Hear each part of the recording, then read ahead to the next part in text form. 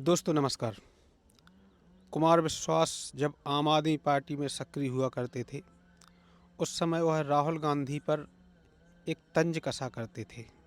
अक्सर देश स्पेन में और पट्टा स्पेन में, यानी राहुल गांधी की जो विदेश यात्राएं होती हैं, उन पर यह तंज था कबीर कुमार विश्वास का।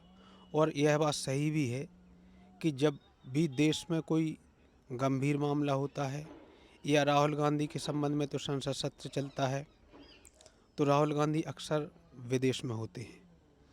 पिछले दिनों आपने देखा कि उन्होंने बिहार चुनाव के मद्देनज़र बिहार में एक बड़ी यात्रा निकाली, और जब उस यात्रा का कोई असर उनको समझ नहीं आया तो है कोलंबिया चले गए, और कहाँ कहाँ गए, मलेशिया गए, कोलंबिया गए।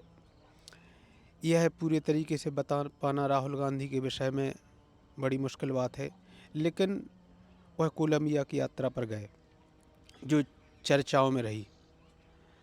और उसके बाद कोलंबिया से आए तो वह बिहार नहीं गए, राहुल गांधी पंजाब चले गए। इसके बाद फौरी तौर पर उन्होंने बिहार का एक दौरा किया, मछली मारने का अभ्यास किया बिहार में। और बिहार में राहुल गांधी का जो दौरा रहा, उससे वो तेजस्वी यादव का गणित बिगाड़ कर चले आए, यानी भरे भगोना में जहाँ भी मठा घोलने का काम करना हो, वहाँ आप राहुल गांधी को प्रस्तुत कर दें तो भरे हुए दूध के भगोना में वह मट्ठा घोलने का काम निश्चित रूप से कर देंगे।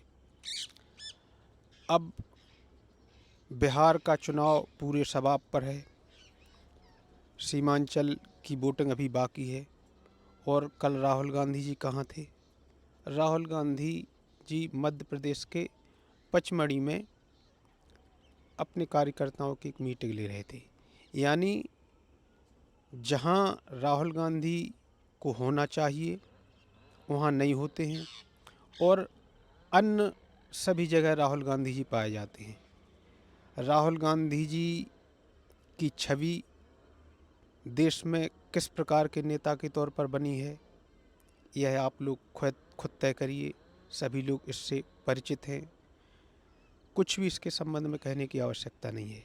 लेकिन गौर देने वाली बात जो है वह है कि राहुल गांधी जी राजनीति के प्रति उनकी गंभीरता ना तो कभी दिखी है, और अब जिस तरीके से उनके नेतृत्व में कांग्रेस का ग्राफ गिरा है, देश में जिस प्रकार से उनका मत प्रतिशत गिरा है, उससे राहुल गांधी जी बिल्कुल बेपरवाह हैं। असल में राहुल गांधी जी दो मुद्दों पर अब काम कर रहे हैं।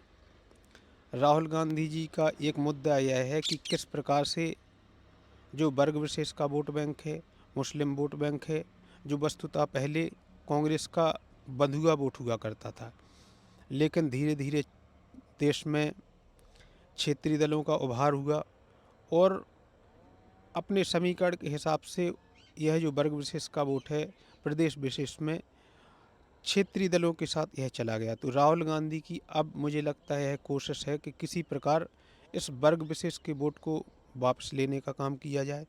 यह वर्ग विशेष का वोट किस तरीके से दोबारा से कांग्रेस में आ जाए, वह इसके लिए प्रयासरत हैं। और उनका रवैया बिहार में जो है वह यही दर्शाता है कि राहुल गांधी जी किसी न किसी प्रकार तेजस्वी का गणित बिगाड़कर वर्ग विशेष का अपना वोट वापस पाना चाहते। उनकी भरपूर कोशिश है कि तेजस्वी यादव की स्थिति खराब हो, और जो वर्ग विशेष का वोट है वह एक बार फिर कांग्रेस की ओर उन्मुख हो जाए। दूसरा उनका जो प्रयास है वह यह है कि देश में किसी प्रकार से अराजकता का माहौल बने।